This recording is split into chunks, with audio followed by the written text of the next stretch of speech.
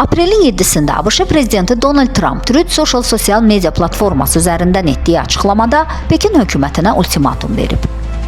Əgər Çin Xalq Respublikası ABŞ-ın daha əvvəl tətbiq etdiyi tariflərə cavab olaraq qoyduğu 34%lik əlavə tarifləri 9 aprelə qədər ləğv etməzsə, çərşənbə günündən başlayaraq Çindən idxal olunan mallara mövcud rüsumlara əlavə olaraq 50% həcmində yeni tariflər tətbiq edəcək. Donald Trump'ın paylaşımı onun prezidentliyi dövründən bəri Çinə qarşı ticarət siyasətinin əsas elementlərini ehtiva edir və mövqeyinin dəyişmədiyini göstərir. O, Çinin addımını qisas kimi qiymətləndirir. Ticarət müharibəsinin kəskinləşməsi ABŞ və Çin arasındakı strateji rəqabəti daha da qızışdırır. Bu rəqabət təkcə iqtisadiyyatla məhdudlaşmır, həm də texnologiya, hərbi modernləşmə, qlobal idarəçilik institutlarında nüfuz və ideoloji mübarizə kimi sahələri də əhatə edir. Pekin hökumətinin qarşıdakı günlərdə verəcəyi cavab kritik əhəmiyyət kəsb edir.